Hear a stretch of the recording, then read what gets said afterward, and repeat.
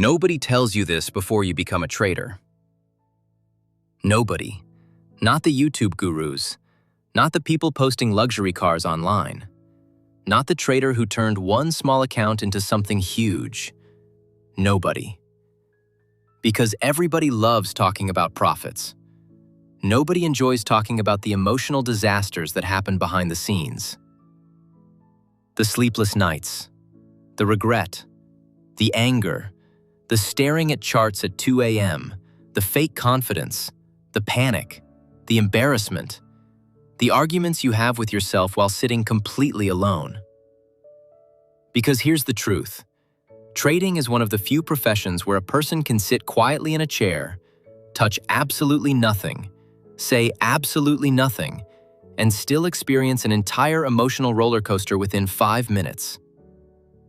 A trader can be rich for 10 minutes, poor 10 minutes later, a genius at 9 a.m., an idiot at 9:30 a.m., a philosopher at noon, and a comedian by the end of the day.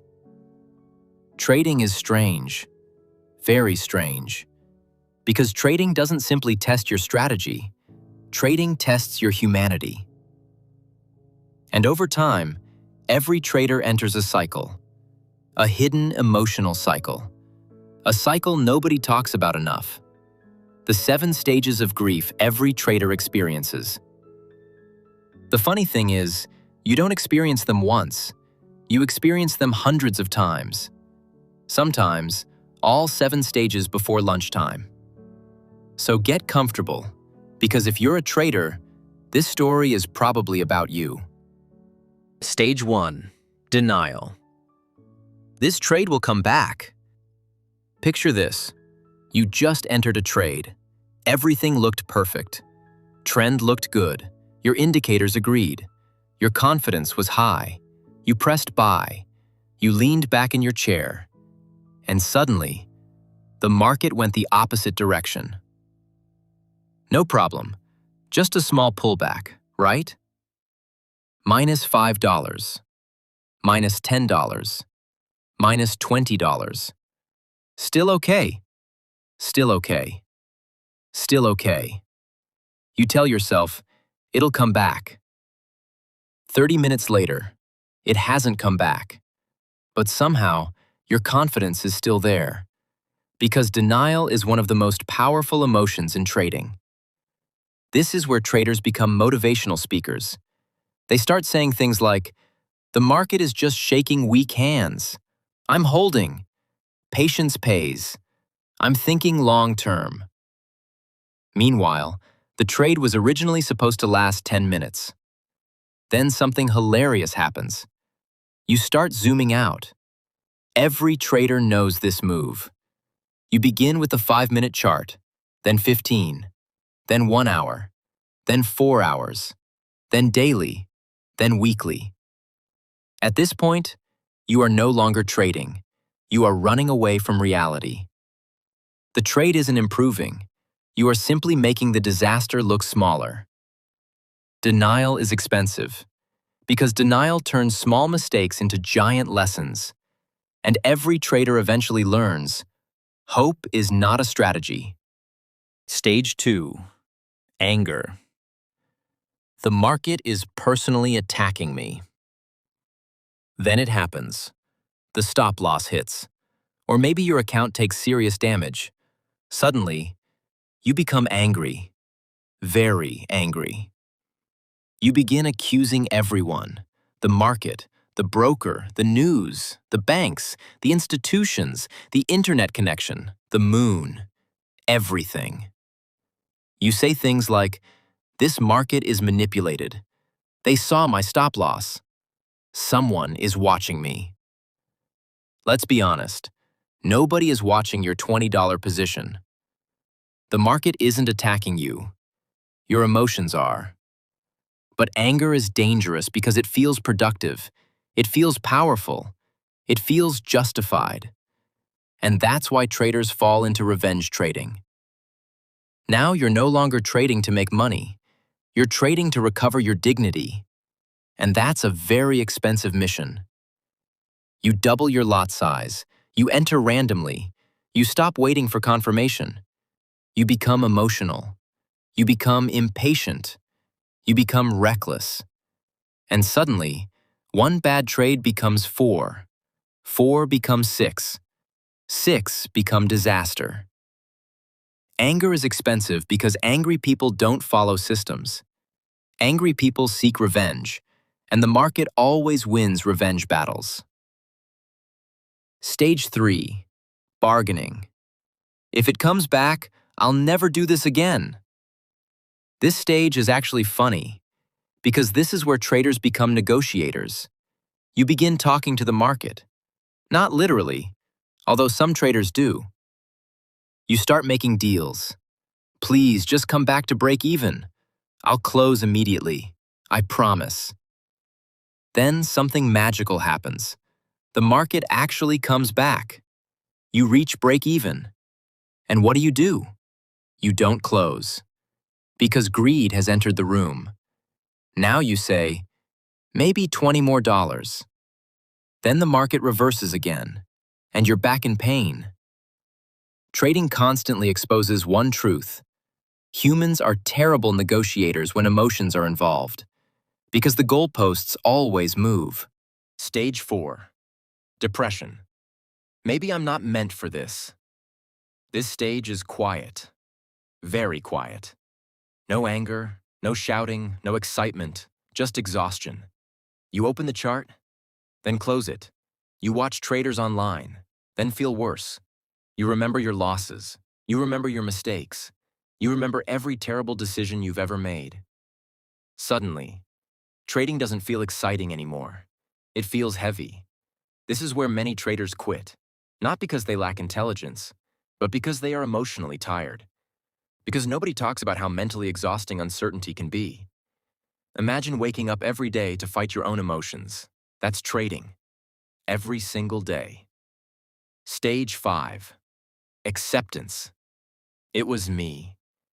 Then one day, something changes. You stop blaming everyone.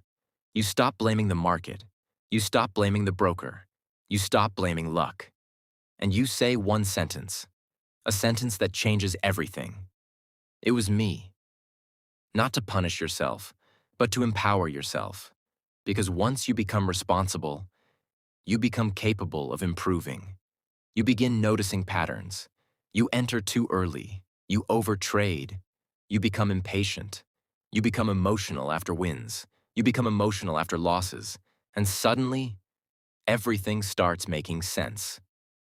Stage 6. Reflection. I understand myself now. Now something beautiful begins happening. You become curious instead of emotional. You stop asking, why did the market do this? And start asking, why did I do this?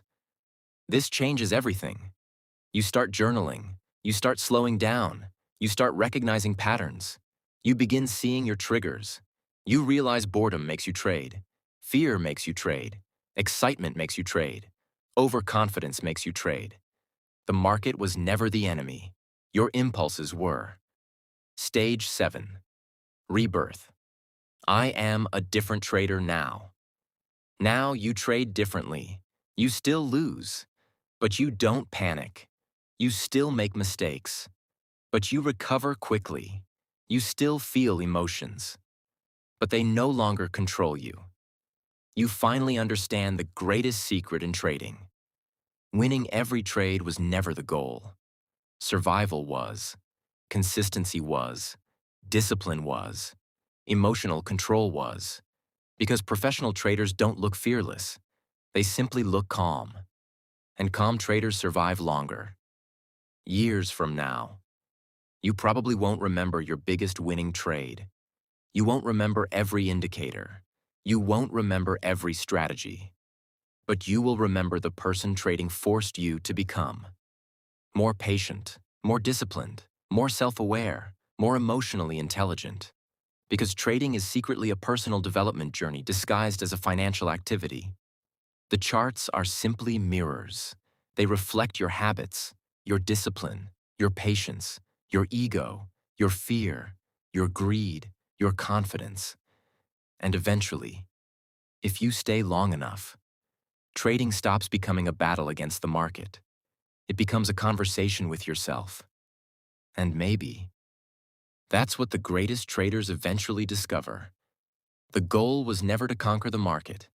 The goal was to conquer themselves. And before we end this, I want to tell you something that I wish somebody had told me when I first started trading. Trading is weird. No, seriously. It's one of the weirdest things a human being can voluntarily decide to do. Think about it. Every morning, millions of people around the world wake up, sit in front of moving candles, and willingly place themselves in situations that emotionally challenge them every single day. And somehow we all agree this is normal. But if you explain trading to someone from another planet, they would probably think we're all crazy.